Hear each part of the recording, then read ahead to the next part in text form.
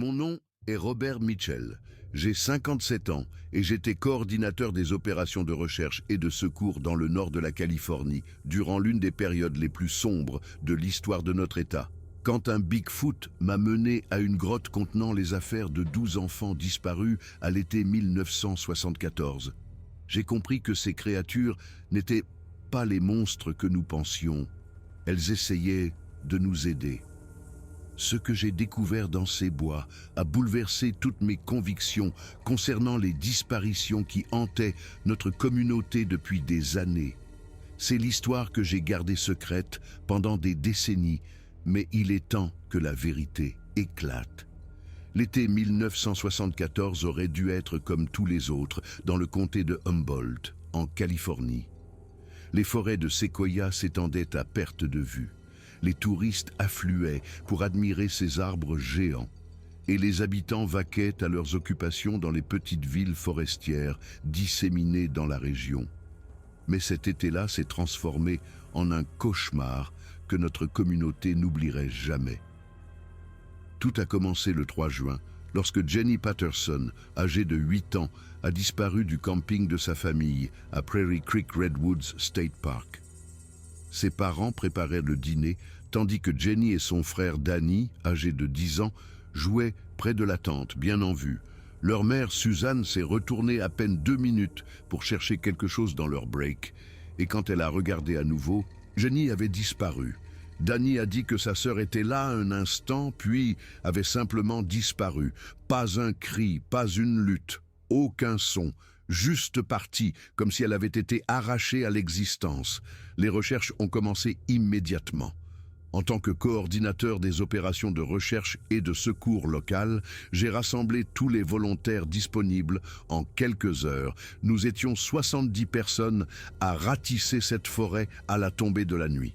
Des gardes forestiers, des policiers, des pompiers volontaires, des randonneurs expérimentés, même des bûcherons locaux qui connaissaient ces bois mieux que quiconque.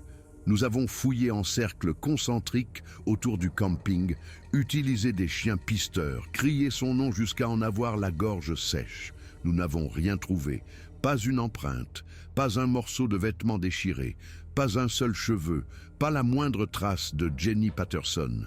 C'était comme si elle s'était évaporée dans les séquoias ancestraux. Ses parents étaient anéantis, complètement brisés. Le regard dans les yeux de Suzanne Patterson m'a hanté pendant des semaines. 2 semaines plus tard, le 17 juin, c'est à nouveau arrivé. Marcus Duca, âgé de 12 ans, a disparu lors d'un camp scout près d'Oric. Il était allé chercher du bois de chauffage avec 3 autres scouts, était resté à portée de voix du camp et n'est jamais revenu.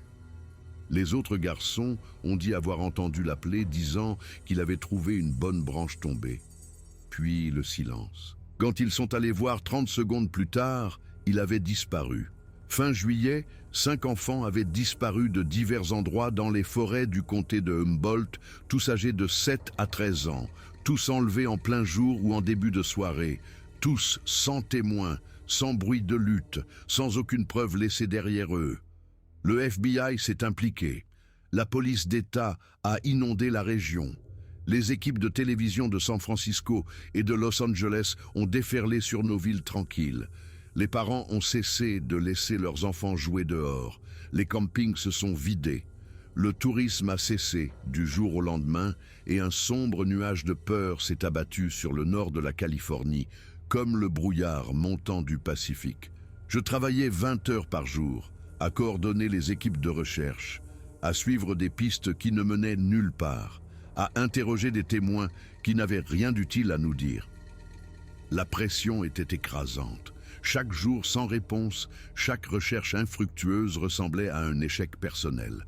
Ma femme, Margaret, me voyait à peine cet été-là. Quand je rentrais à la maison, dans notre petite maison d'Arcata, je m'effondrais dans mon lit pour quelques heures avant de repartir. Les théories se multipliaient. Un prédateur en série, disaient les gens. Un réseau d'enlèvement. Des activités sectaires. Il y avait des rumeurs de communautés cachées au plus profond des forêts. J'ai aussi entendu les théories sur le Bigfoot. Bien sûr, le nord de la Californie était le pays du Sasquatch, et il y avait toujours des locaux qui attribuaient chaque événement étrange à la créature légendaire. J'avais travaillé dans ces forêts pendant 15 ans et je n'avais jamais rien vu qui me convainque que le Bigfoot était réel. Cela a changé le 12 août 1974. Nous venions de recevoir le signalement d'un autre enfant disparu. Emma Rodriguez, âgée de 9 ans, avait disparu d'une aire de pique-nique familiale près de la rivière Klamath. C'était la 6e disparition en un peu plus de 2 mois. Et la communauté arrivait à bout de nerfs. Des civils armés organisaient leurs propres équipes de recherche. On parlait de justice expéditive. La situation dégénérait. Je menais une équipe de recherche au cœur de la forêt, à l'est de l'endroit où Emma avait disparu. J'étais accompagné de 4 chercheurs expérimentés. Bill Kowalski, un bûcheron dans la quarantaine, Sarah Chen, une garde forestière dans la trentaine, dotée de compétences exceptionnelles en pistage, Pete Morrison, un ancien marine dans la cinquantaine, et Linda Hayes, une enseignante locale dans la fin de la vingtaine, qui connaissait la région grâce à des années de randonnée. Nous cherchions depuis des heures, avançant en grille à travers une forêt dense, appelant le nom d'Emma, cherchant le moindre signe d'elle. Sarah s'est exclamée, accroupie près de la base d'un séquoia massif. « J'ai quelque chose. Des empreintes, mais elles sont étranges. Trop grandes pour un enfant, mais la façon dont elles sont faites suggère quelqu'un qui porte quelque chose de lourd. » Les empreintes étaient effectivement inhabituelles, plus larges que des empreintes humaines normales et plus profondes d'un côté. Comme si celui qui les avait faites portait un poids de manière inégale. Elles menaient plus profondément dans la forêt, loin des sentiers battus. « On suit prudemment », ai-je dit, sortant ma radio. Bill a transmis l'information à la base pendant que nous commencions à suivre la piste. Les empreintes nous ont menés à travers une végétation de plus en plus dense, dans une partie de la forêt qui semblait rarement fréquentée par l'homme. Nous avons marché pendant environ 20 minutes, avançant lentement, prudemment, essayant de rester silencieux tout en appelant périodiquement le nom d'Emma. Puis Sarah s'est arrêtée net, levant la main pour nous demander le silence. Nous nous sommes tous figés. Au début, je n'entendais que les bruits habituels de la forêt, puis je l'ai entendu, la voix d'un enfant, faible mais unmistakable, quelque part devant nous. « Emma !» ai-je appelé. « Emma Rodriguez, tu m'entends ?» La voix est revenue, plus claire cette fois. « Au secours, quelqu'un au secours. » Nous avons accéléré le pas, la prudence cédant la place à l'urgence. Nous avons traversé d'épaisses fougères et des buissons de baies, débouchés dans une petite clairière, et ce que nous avons vu nous a tous fait nous arrêter net. Emma Rodriguez était assise contre le tronc d'un séquoia tombé, ses vêtements sales et déchirés, son visage maculé de larmes, mais elle était vivante, consciente, en bonne santé, mais ce n'est pas ce qui nous a fait nous immobiliser. Ce qui nous a figés, c'est ce qui se tenait entre nous et Emma. Il était facilement 2,50 m de haut, couvert d'une fourrure brun-rouille foncée qui semblait absorber la faible lumière de la forêt. Des épaules massives, des bras qui lui descendaient jusqu'aux genoux, un visage à la fois humain et totalement étranger. Un Bigfoot. Un vrai Bigfoot vivant se tenait là, et pendant que nous le regardions, absolument sidéré, il a fait quelque chose que je n'attendais pas. Il s'est écarté, s'est délibérément mis sur le côté et a fait un geste de son énorme main vers Emma, comme pour nous la présenter. « Ne tirez pas !» ai-je dit rapidement, bien qu'aucun de nous n'ait dégainé d'armes. Nous étions trop stupéfaits pour faire quoi que ce soit. La créature a émis un son grave et vibrant, pas menaçant, presque doux. Puis elle s'est retournée et s'est éloignée dans la forêt, se déplaçant avec une grâce surprenante pour quelque chose d'aussi massif. En quelques secondes, elle avait disparu dans la végétation dense. Nous nous sommes précipités vers Emma, vérifiant si elle était blessée. Elle était déshydratée, écorchée, terrifiée, mais autrement indemne. « Ça va ?» ai-je demandé, la couvrant de ma veste. Elle a hoché la tête, les larmes coulant sur son visage. « Le grand homme poilu » a-t-elle murmuré. « Il m'a gardé en sécurité, il m'a donné de l'eau, il m'a protégé des méchants hommes. » Quels méchants hommes, a demandé Pete, immédiatement sur le qui-vive. Emma a pointé plus loin dans la forêt. Ceux qui nous ont pris, il y a d'autres enfants. Le grand homme poilu m'a montré où ils sont. Mon sang s'est glacé. Combien d'autres enfants, Emma? Elle a levé ses 2 mains, doigts écartés. Autant, peut-être plus, dans une grotte. Le grand homme poilu m'a éloigné des méchants hommes, mais les autres enfants sont toujours là. J'ai immédiatement appelé des renforts par radio, donnant nos coordonnées et demandant la présence du FBI. Puis, j'ai regardé mon équipe. Il faut trouver cette grotte. Emma, tu peux nous montrer où? Elle a hoché la tête, tremblant encore. Le grand homme poilu m'a accompagné une partie du chemin. Je peux la retrouver. Avec Emma nous guidant, nous nous sommes enfoncés plus profondément dans la forêt. Le terrain est devenu plus accidenté, la végétation plus épaisse. Nous avons escaladé des troncs d'arbres tombés et traversé des fougères denses. Après environ 40 minutes, Emma s'est arrêtée et a pointé un affleurement rocheux à peine visible à travers les arbres. Là, c'est là qu'est la grotte. Nous nous sommes approchés avec prudence. L'entrée de la grotte était cachée derrière un rideau de racines suspendues et de végétation. Elle était assez grande pour qu'une personne y entre, mais on ne l'aurait jamais vue sans savoir exactement où chercher. J'ai sorti ma lampe de poche et j'ai balayé l'intérieur du faisceau. La grotte s'étendait sur environ 6 mètres, et mon cœur a failli s'arrêter à ce que j'ai vu. Des sacs à dos, des vêtements, des chaussures, des effets personnels éparpillés dans l'espace. J'ai reconnu certains objets des affaires des enfants disparus. Le sac à dos rose de Jenny Patterson, avec l'écusson de licorne, le manuel scout de Marcus Ducas, une casquette de baseball qui appartenait à un autre enfant disparu. C'était ça. C'est là qu'ils avaient été détenus. Mais la grotte était vide maintenant. Pas d'enfants. Ils les ont déplacés, a dit Bill d'un ton sombre. Récemment en plus. Certaines de ces affaires sont encore sèches. Elles ne sont pas là depuis longtemps. Sarah examinait le sol près de l'entrée de la grotte. Plusieurs séries d'empreintes d'adultes, des bottes, des semelles épaisses et des traces de véhicules menant à travers cette clairière. Elle a montré un chemin à peine visible qui semblait avoir été utilisé par un quad ou un petit camion. Avant que nous puissions enquêter davantage, j'ai entendu ce son vibrant à nouveau. Le Bigfoot est sorti des arbres à une 30aine de mètres de là. Cette fois, il n'était pas seul. 2 autres créatures se tenaient avec lui, l'une légèrement plus petite, l'autre encore plus grande. Ils ne s'approchèrent pas de nous, ils nous observaient simplement. Puis le premier, celui qui avait protégé Emma, a levé son bras et a pointé vers le nord, plus profondément dans la forêt. Il a émis ce son vibrant, à nouveau, plus insistant cette fois. « Je crois qu'il veut qu'on le suive », a dit Sarah à voix basse. « Il essaie de nous montrer autre chose. » Nous avons suivi à distance, gardant un contact visuel avec les créatures, mais en maintenant notre espace. Elle se déplaçait dans la forêt avec détermination, nous guidant le long d'un itinéraire qui évitait les sentiers principaux. Après environ 1 heure de marche, nous avons entendu des voix d'enfants. Le Bigfoot s'est arrêté et s'est accroupi, nous faisant signe de rester silencieux. Nous nous sommes approchés à pas de loup jusqu'à pouvoir apercevoir à travers les arbres une petite vallée.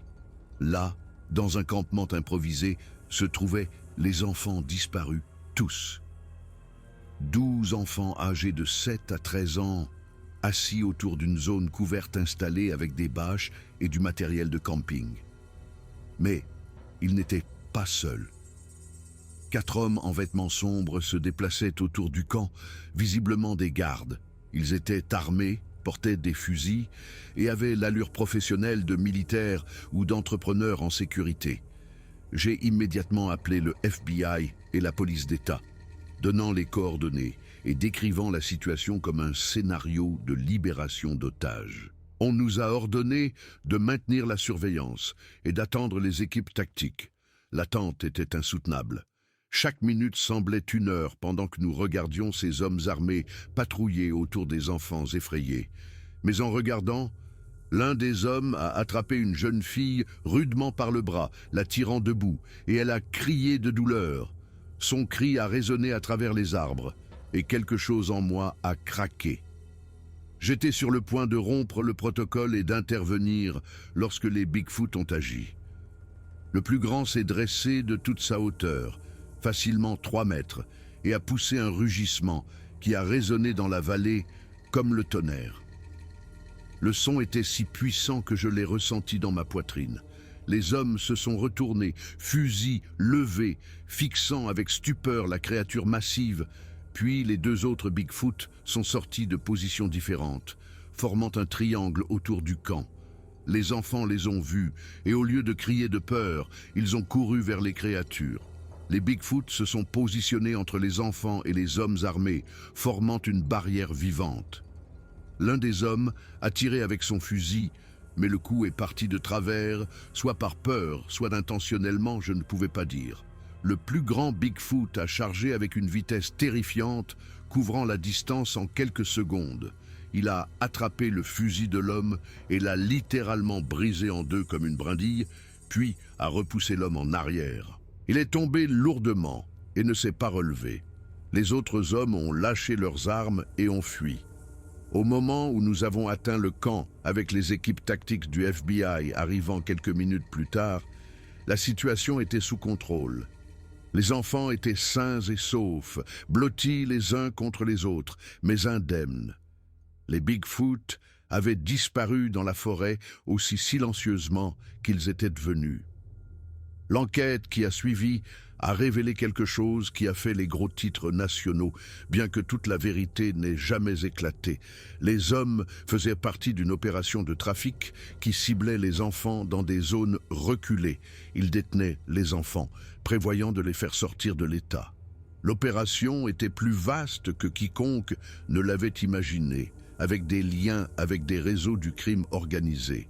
Mais les rapports officiels n'ont jamais mentionné les Bigfoot, jamais mentionné les créatures qui avaient en fait sauvé ces enfants, qui les avaient protégés et nous avaient menés à eux. Les agents du FBI qui sont arrivés ont vu les preuves, ont vu les témoignages des enfants, mais la décision a été prise à un niveau supérieur de garder cette partie classifiée. On m'a dit sans équivoque que toute mention du Bigfoot serait considérée comme une atteinte à la sécurité nationale et que je serais poursuivi si j'en parlais. Les enfants ont été réunis avec leurs familles. Les conseillers en traumatisme ont travaillé avec eux pendant des mois.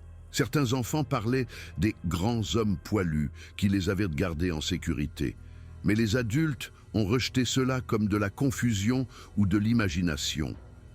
Seuls ceux d'entre nous qui étaient là connaissaient la vérité. Pendant des années, j'ai gardé le silence. J'ai continué mon travail dans la recherche et le secours. J'ai pris ma retraite finalement et j'ai essayé de vivre une vie normale. Mais je n'ai jamais oublié ce que j'ai vu dans ces bois.